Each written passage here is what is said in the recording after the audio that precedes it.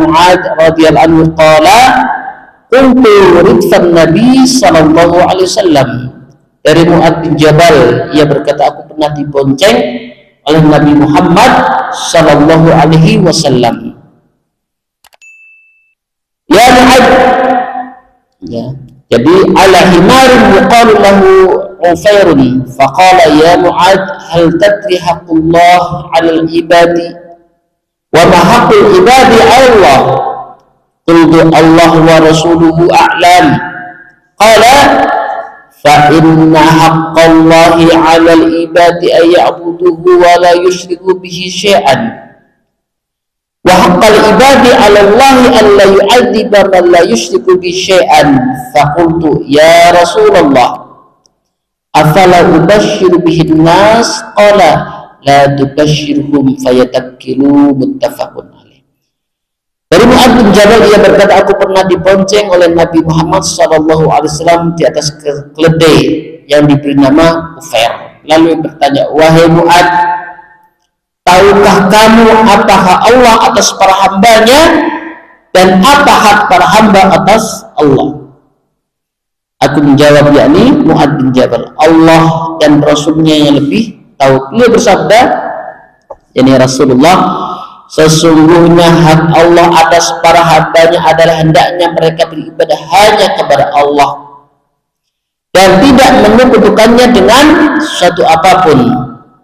Dan hak para hamba atas Allah adalah Allah tidak akan mengadab seorang hamba yang tidak menyekutukannya dengan suatu apapun.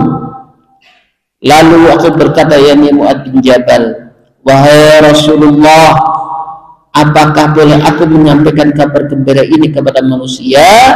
Beliau menjawab, jangan kamu beritahukan kepada mereka, sebab mereka nanti akan berpasrah saja, dia tidak mau beramal. Apa faedah dari hadis ini jamaah sekalian dirahmati Allah Subhanahu wa taala? Bahwa kita diperintahkan oleh Allah untuk beribadah kepada Allah saja. Dan ini yang menjadikan kita diciptakan di dunia. Wa ma khalaqtul jinna wal insa illa liya'budun. Dan tidaklah aku ciptakan jin dan manusia kecuali untuk beribadah kepada Allah. Jadi dari sini jemaah sekalian, kita dan jin sama-sama hamba Allah. Ya, apalagi kalau malam-malam lewat jembatan dadak membunyikan klakson, permisi mbah, bunyikan klakson, tidak perlu, karena jin dan manusia sama-sama hidup di dunia, kewajibannya adalah beribadah kepada Allah Subhanahu wa ta'ala. Yang kedua, dari hadis ini bahwa kita sebagai hamba Allah dilarang menyekutukan Allah, dilarang membuat tandingan-tandingan dalam beribadah. Apa contohnya beribadah kepada selain Allah?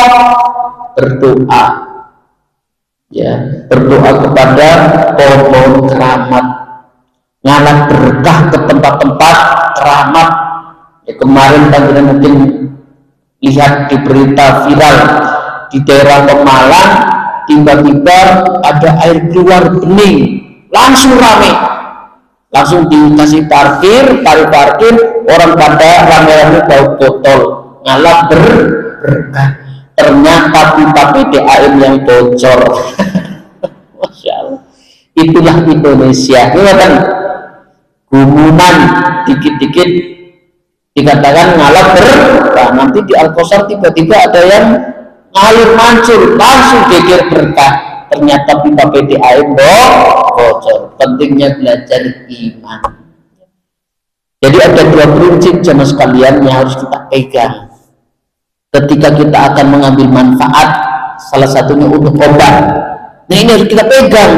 Jangan sampai terjadi kayak di Pemalang, dikit-dikit ngalap berkah terus dijadikan obat. Ini harus kita pegang jemaah sekalian agar kita tidak terjerumus dalam kesyirikan atau menyebut Allah. Pertama, kalau ada sesuatu yang ingin kita jadikan obat atau kita ngalap berkah, pertama ada keterangannya dari Rasulullah. Misalnya apa? Kurma. Korma ada keterangan dari Rasul bahwa korma adalah makanan yang diberkahi. Ya, makanya kita diperintah ketika sahur dan berbuka dengan korma. Kenapa? Kata Rasulullah, korma adalah makanan yang diberkahi.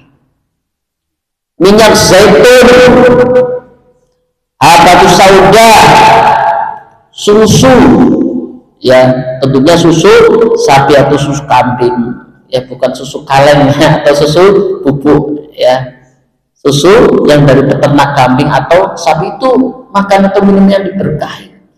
Kalau tidak ada keterangannya, tidak usah diyakini bermanfaat. Ya. Yang kedua, ada penelitian dari tim ahli. Ya, makanya boleh datang ke apotek beli obat, kan apa? Obat-obatannya hasil dari penelitian dari para pakar. Ya. Jadi kalau panjenengan salah satunya tidak ada, dari Rasulullah tidak ada, dari ahlinya tidak ada, tidak usah diyakini kesembuhannya atau tidak usah diyakini bahwa itu bermanfaat. Ya. Jadi penting jemaah sekalian. Jadi nanti ini ada suatu itu tidak usah gumun. Ya, tiba-tiba ada pohon keluar airnya mancur, langsung geger. Ini air berkah. Enggak boleh. Itu bisa merusak iman. Jadi kita sudah hafal jemaah sekalian. Inna sholati wa mahyaya wa mamati lillahi rabbil alamin. Sesungguhnya sholatku, sembelihanku, hidup dan matiku hanya untuk Allah Subhanahu wa ta'ala. Atau dalam Al-Fatihah, iyyaka na'budu wa iyyaka nasta'in, hanya kepada Engkaulah kami menyembah dan hanya kepada Engkaulah kami minta. Nah sekarang ada yang minta kepada kuburan keramat atau mau usaha minta ke pohon, penunggu pohon, ya minta rezekinya lancar. Kita diperintahkan untuk sejauh-jauhnya untuk meninggalkan perkara yang termasuk menyekutukan Allah Subhanahu wa ta'ala ketika beribadah, ya berdoa, istighosah, minta kepada selain Allah. Yang ketiga, saudara haji dijelaskan merahmati Allah Subhanahu wa ta'ala bahwa konsekuensi dari menjaga hak Allah, Allah akan memberikan dia terbebas dari api neraka. Ya. Jaminan dari Allah yang kepada hambanya yang mentauhidkan Allah, dijamin masuk surga. Ya. Siapa saja yang mati, siapa saja yang meninggal dalam keadaan tidak menyekutukan Allah, pasti masuk surga.